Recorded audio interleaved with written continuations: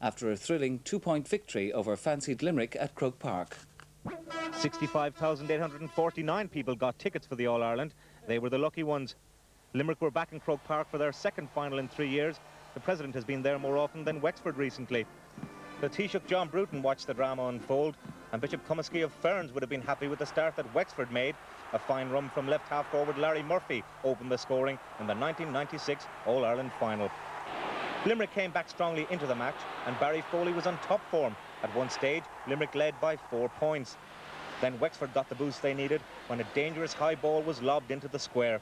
It broke to Tom Dempsey, who smashed the slitter to the back of the net. Limerick captain Kieran Carey tried to offer his usual inspiration, and after a jinking run, a point was just reward. But anything the Limerick captain could do, the Wexford skipper Martin Storey could do better. This, his first score of the game. The teams were level when the destination of the title turned in controversial circumstances. Following a marvellous save by Joe Quaid, a melee developed involving a number of players from both sides. Referee Pat Horan had the unenviable task of trying to sort this one out. Eventually, Wexford's Eamon Scallon was sent off. The 14 men responded to the challenge, and despite the numerical advantage, Limerick couldn't find further inspiration. Wexford could, and at the end, their players were as ecstatic as their crowd. It was the first time since 1968 that a Wexford man got his hands on the Liam McCarthy trophy. Captain Martin Storey was a proud man. Ladies and gentlemen, we've been described as the bridesmaids of hurling. Well, today we got married. So maybe now it's time for the honeymoon, as another Wexford rising begins. Is it worth the wait? It's a fantastic day for Wexford, for the supporters, for everybody connected with hurling back in Wexford. It's fantastic. Come on, Wexford!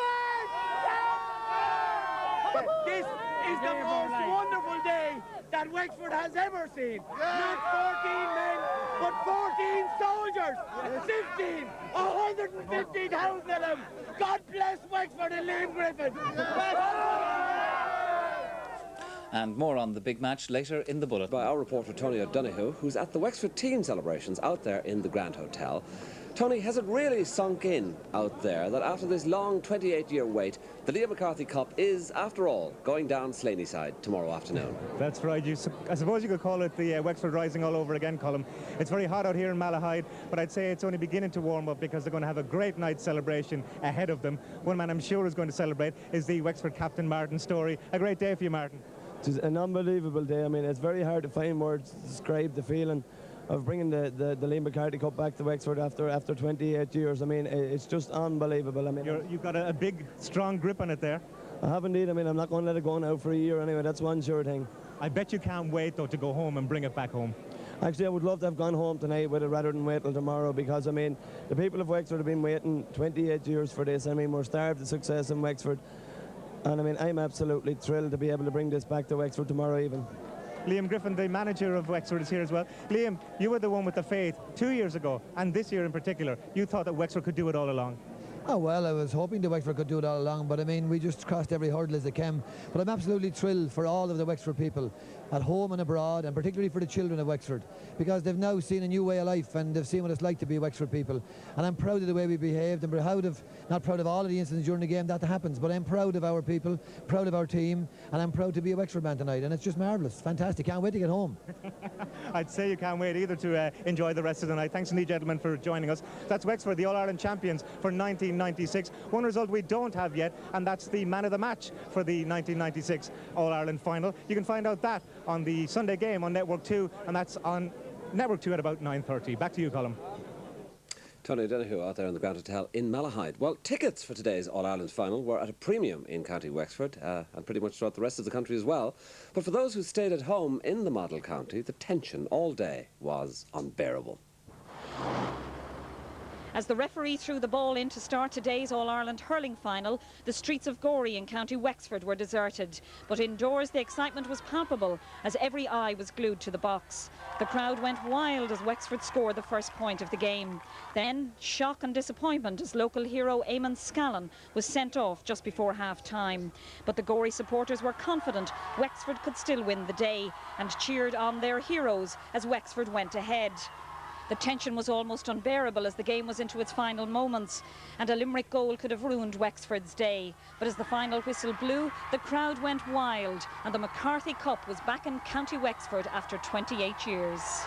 I just can't believe it. It's unbelievable.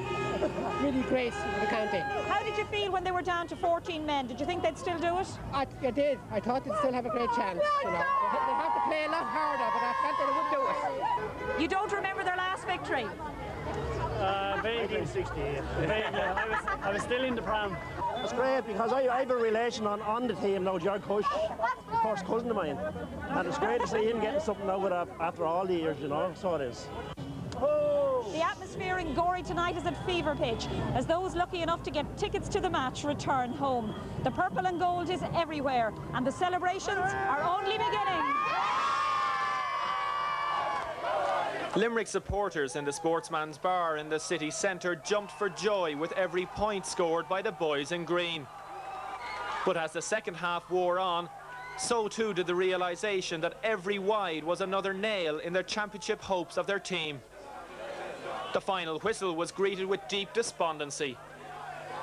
Afterwards, the judgments were brief and solemn. It's heartbreaking.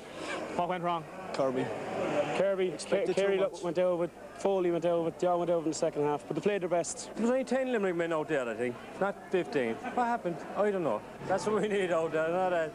But how 15 men can't beat 14, I don't know. It was sick 2 years ago. What's it going to be like tonight and tomorrow? We're just going to get twisted drunk. Second. Yeah. What went wrong? Just didn't produce the goods. Wexford wanted it more, I reckon, in the end, like, I reckon, 14 men, like, the desire was there. I'm off to Dublin tonight and I can't handle it tomorrow. In the midst of all the Limerick supporters, there was one ecstatic Wexford woman. Well done. I was outnumbered all day today. To hell with them. Delighted. So Limerick could have had their first All-Ireland title in 23 years. Instead, tonight and for the year ahead, there'll be one long post-mortem. People here say it's going to be worse than 2 years ago, but they still believe they'll be back.